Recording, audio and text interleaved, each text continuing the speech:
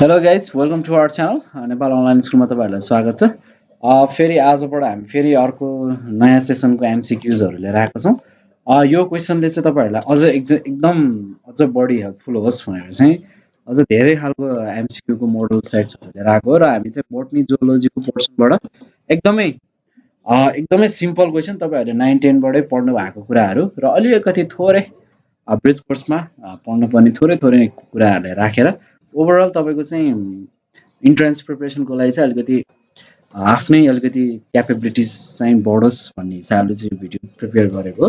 र तपाईँहरूलाई चाहिँ कुनै पनि पर्टिकुलर कुराहरूमा चाहिँ थ्योरीहरू नबुझेको भएर चाहिँ अलिकति एमसिक्युजहरू सल्भ गर्न प्रब्लम भएको छ भने प्लिज तपाईँ चाहिँ मलाई एकचोटि कन्ट्याक्ट गर्नु होला, तल डिस्क्रिप्सनमा नम्बर राखिदिएको छु र त्यही अनुसार तपाईँहरूलाई चाहिँ म भिडियोहरू चाहिँ बनाइदिएर प्रिपेयर गराइदिने कोसिस गर्नेछु है त। र ठिक छ, अब हामी सुरु गरौँ। हामी एकदमै इजिएस्ट क्वेसनहरूबाट हेर्दै जाउँ र यस्तै खालको क्वेसनहरू आउने हो एक्जाममा है। कलेज अनुसार फरक त परि नै हाल्छ र एउटाले त्यही पनि हामी यतिको सल्भ गर्न सक्ने भयो भने ओभरअल चाहिँ हामीले राम्रो स्कोर लिएर आएर होइन सर्टेन स्कलरसिपसम्म पाउन सक्ने हामी चाहिँ लेभलमा हुन्छौँ है। र पहिलाको अगाडिको एमसिक्युजहरू हेर्नुभयो भने त्यसले चाहिँ 100% स्कलरसिपसम्म पनि दिन सक्ने लेभलको एमसिक्युजहरू र थ्योरिजहरूको भिडियोज मैले तपाईँहरूलाई पहिला नै प्रोभाइड चाहिँ गरिसकेको छु है। र अब सुरु गरौँ जोलोजिकल नेम फ्रगको के हो भनेर है। एकदमै सजिलो क्वेसन हो है, जसलाई हाम्रो थाहा छ इजिली, राना टिग्रिना हो। त्यसै गरी होमोसेपियन्स अब केलाई भन्छ भन्ने कुरा थाहा नै छ, यो म्यानको केसलाई हो। र ब्रान्च अफ बायोलोजी जसले चाहिँ डिल्स गर्छ स्टडी अफ टिस्युको लागि भने चाहिँ हामी त्यसलाई के भन्दछौँ, अभियसली हिस्टोलोजी भनेर भन्नेछौँ होइन त। त्यसै गरी क्रासुलस लिनसस चाहिँ के हो, फादर हो के को, एनी आइडिया गाइज? उहाँ चाहिँ किङडम सिस्टमको पनि हो र binomial system of nomenclature taxonomy अल हो है। किन भन्दाखेरि यो सबै कुरा चाहिँ यसैको अन्डरमा पर्छ नि त, ट्याक्सोनोमीकै अन्डरमा पर्छ। Binomial system of nomenclature, two system system two kingdom सिस्टमको पनि यसै ट्याक्सोनोमीभित्र पर्ने भएको भएर चाहिँ हामी यसलाई अल भन्न सक्छौँ। र 5 किङडम सिस्टम अफ क्लासिफिकेसन चाहिँ कसले दिएको थियो भन्दाखेरि चाहिँ विट बुझ्नुभयो है। र अब चाहिँ हामी यो फर्स्ट नम्बरको क्वेसन सल्भ गऱ्यौँ, हामीले सेकेन्ड नम्बरको क्वेसन पनि सल्भ गऱ्यौँ, थर्डको पनि सल्भ भयो, फोर्थको पनि सल्भ भयो, एकदम इजी छ नि होइन। र त्यसै गरी फिफ्थ नम्बरको क्वेसन हामी अब सल्भ गर्नेछौँ। जीवहरूको वैज्ञानिक नाम दिने चलन कसले सुरु गरेको हो? जीवहरूको भन्दाखेरि चाहिँ लिनासियसले है। र त्यसै गरी एउटा सिस्टम थियो होइन, 6 नम्बरमा कुरा गरौँ, एउटा system of naming the organism by generic name and specific नेमलाई हामी के भन्दछौँ? Oh no, it's very very easy for us. धेरै नै सजिलो क्वेसन हो, जसलाई चाहिँ हामी बायोनिमल सिस्टम अफ नोमेनक्लेचर भनेर भन्दछौँ। र father of geology and biology भनेर हामीले कसलाई चिन्दछौँ भन्दाखेरि अभियसली एरिस्टोटललाई चिन्दछौँ है। र त्यसै गरी यो 7 नम्बरको सल्भ भयो। त्यसै गरी अर्को रहेको छ 8 नम्बरमा, जीवहरूको बाहिरी गुणको अध्ययन गर्ने विषयलाई के भनिन्छ? बाहिरी गुण मतलब एक्सटर्नल स्ट्रक्चरको स्टडी गर्नेलाई चाहिँ हामी के भन्दछौँ भन्दाखेरि एनाटोमी भनेर चाहिँ भन्दछौँ, सरी मर्फोलोजी भनेर भन्दछौँ है। बाहिरी गुणको एक्सटर्नल क्यारेक्टरिस्टिक्सको अध्ययन गर्ने विषयलाई हामी मर्फोलोजी भनेर भन्दछौँ है।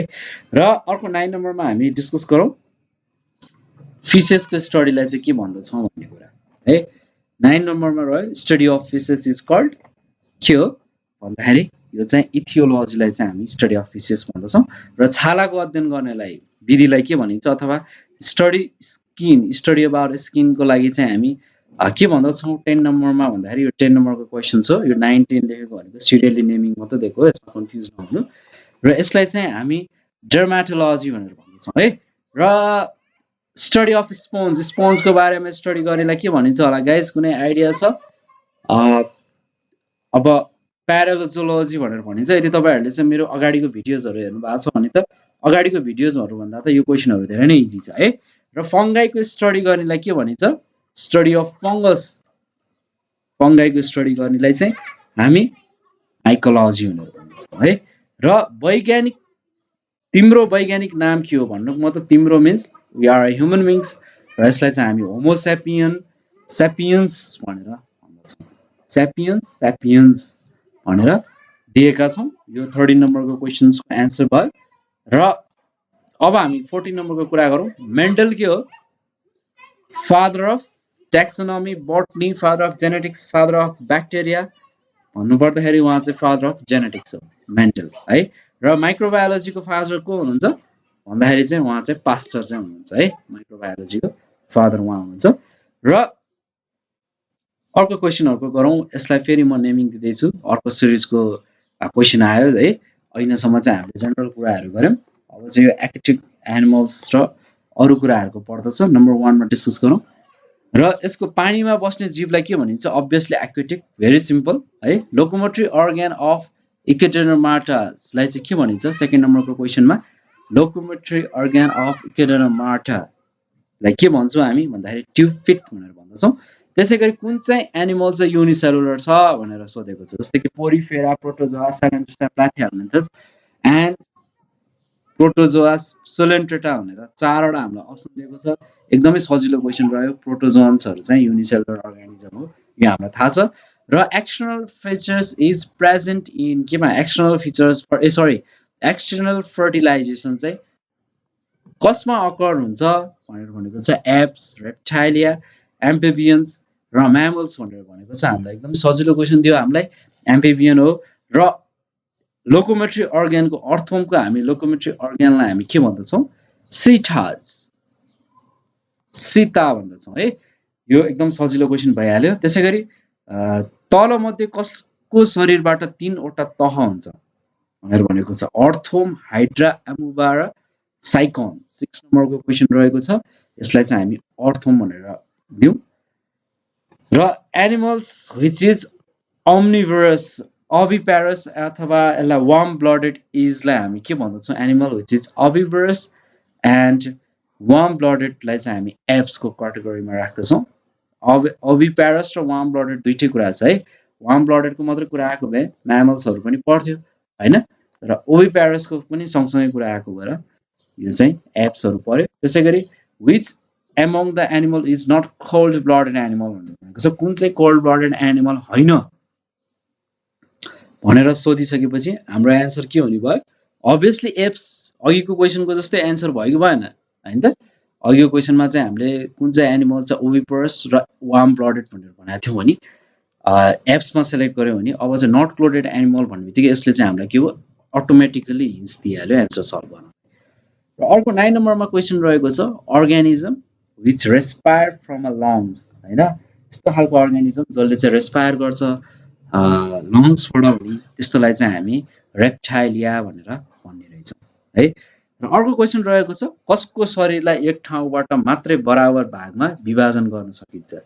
भन्नुभयो त ठ्याक्कै बिचबाट काट्यो यदि हामीले त्यसलाई डाइसेक्ट अथवा छुट्यायौँ भने तिनीहरू चाहिँ इक्वल हाफमा चाहिँ बाँडिन्छ भने चाहिँ कस्तो खालको अर्गानिजमलाई चाहिँ हैन कुन फाइलममा पर्ने अर्गानिजमलाई चाहिँ पर्छ भनेर क्वेसनले सोधेको हो 10 नम्बरको क्वेसनले। र यसको एन्सर रहेको छ आर्थ्रोपोडा है। आर्थ्रोपोडा चाहिँ एक्ज्याक्टली हाफमा काट्यो भने चाहिँ बिचमा काट्यो भने दुई भागमा चाहिँ यसलाई हामी डिफ्रेन्सिएटेड गर्न सक्छौँ। र 11 नम्बरमा हेरौँ। अर्गानिजम जसले चाहिँ आफ्नो फुड आफै बनाउँछ त्यसलाई हामी के भन्दछौँ भनेर भनेको छ? It's obviously an autotrophics. Very very simple question है। र अर्को रहेको क्वेसन। अर्गानिजम जो चाहिँ वाटर र ल्यान्डमा दुईटै बस्छ भने अभियसली इट्स एन एम्फिबियस। यस्तो सजिलो, यति सजिलो छ क्वेसनहरू है। यस्तै खालको तपाईँहरूलाई चाहिँ क्वेसनहरू चाहिँ सोध्ने हो। र सरी 12 नम्बरको क्वेसन भयो। र 13 नम्बरको कुरा गरौँ। 13 नम्बरको कुरा गर्दाखेरि चाहिँ फ्युजन अफ मेल ग्यामेट्स र फिमेल ग्यामेट्सलाई हामी के भन्छौँ भन्दाखेरि यसलाई हामी obviously it we say as a fertilization. र excretion in mollusca is by भनेर भनेको छ। एक्सक्रिसन इन मोलुस्का चाहिँ कसरी हुन्छ भन्दाखेरि यो चाहिँ मेटेन्फेरिडियाको आधारमा हुन्छ। र जोइन्टेड एपेन्डेज क्यारेक्टरिस्टिक्स अफ भनेर सोधेको छ। जोइन्ट भएको एपेन्डेज भएका क्यारेक्टरिस्टिक्समा चाहिँ को पर्दछ भनेर भनेको छ। 15 नम्बरको क्वेसनको कुरा गर्दैछु म है। 15 नम्बरमा लास्ट नम्बरमा चाहिँ हामी अर्थ्रोपोडालाई चाहिँ सिम्पली टिक लगाइदिन सक्छौँ है। र फेरि न्यू क्वेसनको मोडलहरुमा हामी इन्ट्री गरौँ है। अर्को क्याटेगोरीको क्वेसनहरु गर्दैछौँ। र यसमा छ जेलीफिस चाहिँ केमा बिलोङ्स गर्छ भनेर भनेको छ। यसलाई मैले 1 नम्बर दिएँ फर माई इजिनेस है। जेलीफिस चाहिँ बिलोङ्स हुन्छ सेलेन्ट्रेटाको क्याटेगोरीमा। र त्यसैगरी फ्लाइटलेस बर्ड्सलाई चाहिँ हामी के भन्दछौँ भन्नुको फ्लाइटलेस भनेको उड्न नसक्ने बर्डहरू त्यो चाहिँ बर्ड्स भनेको चाहिँ अस्ट्रिच र क्विन हो भन्ने कुरा हामीलाई थाहा छ त्यही भएर यसलाई चाहिँ हामी बोथ ए एन्ड बी भनेर भनौँ त्यसैगरी थर्ड नम्बरमा क्वेसन रहेको छ एमोबा कुन फाइलममा पर्दछ भनेर थर्ड नम्बरमा क्वेसन सोधेको छ यो चाहिँ प्रोटोजोआ फाइलममा हो र ब्याट चाहिँ कुन क्लासमा पर्छ भनेर भनेको छ obviously it's in a mammal 4 number हैन एकदमै इजी छ नि गाइजहरु है पहिलाको भन्दा एकदम सजिलो छ नि ठ्याक्कै यस्तै खालको आउँछ है एकदम सजिलो खालको क्वेसनहरु आउँछ यो चाहिँ तपाईहरुलाई जस्ट पास गर्नको लागि चाहिँ एकदम इजी होस् हैन तपाईहरु नातिनुहोस् हैन मैले अगाडिको एमसीक्यूहरु सल्भ गर्दाखेरि चाहिँ धेरै जनालाई प्रब्लम भएको भेटेँ तर त्यतिको नि हुँदैन मैले स्कलरशिपको लागि भनेर धेरै कुरा गरेको थिएँ स्कलरशिपको लागि चाहिँ त्यो लेभलको प्रिपरेसन चाहिने हो त्यो पनि एकदम स्पेशल खालको स्कुल कलेजहरुमा हो नत्र चाहिँ यतिको हामीसँग नलेज हुने हो नि ज्ञान हुने हो नि हामी चाहिँ इजिली पास गर्न चाहिँ सक्छौं है र अर्को क्वेशन रहेको छ in man entamoeba histolytica is found in भनेर चाहिँ क्वेसन सोधेको छ यसको चाहिँ कोलन चाहिँ यसको एन्सर रहेको छ त्यसैगरी फ्रग अन्डरगोज हाइबरनेसन भनेको स्लिपमा जानु है हाइबरनेसन स्लिप भनेको चाहिँ ड्युरिङ कतिखेर जान्छ भन्दाखेरि चाहिँ यो चाहिँ विन्टरको सिजनमा जान्छ है र त्यसै गरी रहेको छ 7 मा क्र्याब बिलोङ्स टु फाइलम 7 नम्बरमा phylum I think it's an arthropoda I think so I think you guys also think so र हार्टको क्रोकोडाइलको 4 वटा हार्ट च्याम्बर भएको हुन्छ हैन यो पनि एकदम सजिलो छ ट्युब फिट कसको हिडुल गर्ने अङ्ग हो ट्युब फुट अघि नै भर्खर हामीले यो क्वेसनको बारेमा डिस्कस गरिसकेका थियौं 9 नम्बरमा प्लिज तपाईहरुले चाहिँ छिट्टो एन्सर दिनु पर्यो भन्दा स्टारफिश हो र अर्गानिजम जसले चाहिँ डिजिजेस कज गराउँछ भन्दाखेरि कस्तो खालको अर्गानिजमले चाहिँ हामीलाई डिजिजेस लगाउन सक्ने भयो भन्दाखेरि it's very simple 10 number topic we are discussing free living organism र sorry it's an 11 free organism which causes diseases चाहिँ sorry free living हैन है obviously यो के हो pathogenले चाहिँ यस्तो खालको रोगहरु लगाउँछ है organism which causes diseases is called अथवा 11 नम्बरको क्वेशनमा चाहिँ हामीले चाहिँ प्याथोजनमा टिक लगाउनु पर्ने हो त्यसैगरी ट्युब फिट कसको हिड्ने गर्ने अङ्ग होको कुरामा चाहिँ कसको एन्सर हुन्छ भन्दाखेरि चाहिँ स्टारफिशको हुन्छ यतिसम्म त करेक्ट छ बुझिहाल्नुहुन्छ र कछुवा कुन फाइलममा पर्दछ टर्टाइज कुन फाइलममा पर्दछ भन्ने कुरा है टर्टाइज पर्ने फाइलमको नाम के हो भन्दाखेरि चाहिँ रेप्टाइलिया त्यसैगरी अर्को क्वेशन रह्यो animals having metamorphically segment body should be kept under the phylum metamorphically segment body भयो भने कुन फाइलममा हामी राख्नुपर्छ यसलाई भन्दाखेरि एनालिडामा राख्नुपर्छ है र has common organ for a circulation and respiration circulation र रेस्पिरेसनको लागि चाहिँ कमन अर्गन छ भने त्यसलाई चाहिँ के भन्दछौँ हामी चाहिँ भन्दाखेरि अर्थोम भनेर भन्दछौँ र ब्लडको पीएच को कुरा गर्ने हो भने तपाईहरुले प्रिभियस भिडियोज मेरो हेर्नु भएको छ भने ब्लडको पीएच भ्यालु मैले त लेखेको थिएँ गरेको थिएँ यो भनेको 7.4 है त ओके गाइज अब फेरि हामी नेक्स्ट पोर्सनतिर लाग्दै जाउँ है अब लाइफ साइकलको कुरा गरौँ सिल्क वर्मको यसलाई हामी रेशमी किरा पनि भन्दछौँ यसले चाहिँ आफ्नो कम्प्लिट गर्छ लाइफ साइकल कति दिनमा भनेर चाहिँ क्वेशन सोधेको छ फर्स्ट नम्बरको क्वेशन म लेख्न जाँदै गइरहेको छु तपाईहरुलाई यसले चाहिँ कम्प्लिट गर्न लाग्ने टाइम लाइफ साइकल भनेको चाहिँ यसलाई चाहिँ 45 दिन लाग्छ है 45 डेज लाग्छ सिल्क वर्मलाई र यसको बारेमा अझ डिटेलमा हामीले चाहिँ 11 मा पढ्नु पर्छ र रेशमी किरा प्युपा कति पटक काँचुली फेर्दछ भनेर भनिएको छ है प्युपाले चाहिँ आफ्नो काँचुली चाहिँ कति चोटी फेर्दछ भन्दाखेरि 4 चोटी फेर्दछ र लंगेस्ट नेचुरल फाइबर इज भनेको छ लंगेस्ट नेचुरल फाइबर के हो भन्दाखेरि चाहिँ सिल्क फाइबर हो है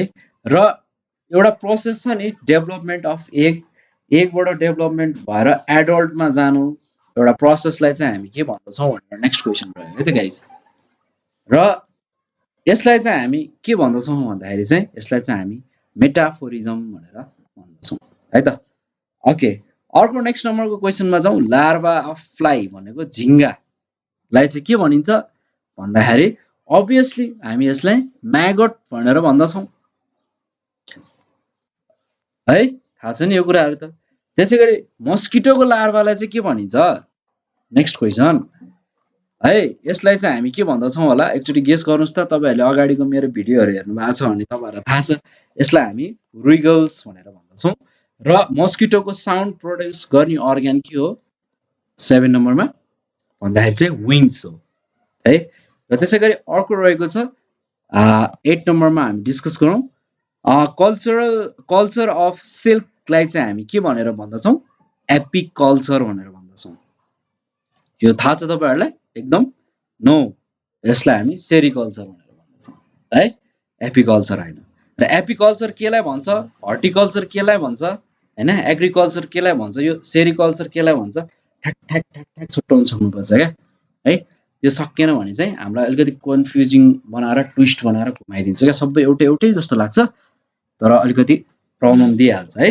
र मोस्ट फेभरेबल टेम्परेचर के को लागि हो?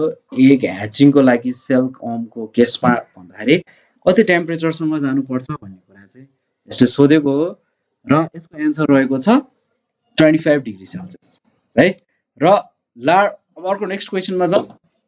लाइफ साइकल छ नि मस्किटो लार्भाको, यो चाहिँ कति पिरियडसँग चाहिँ रिमेन भएको छ भन्दाखेरि यो चाहिँ लगभग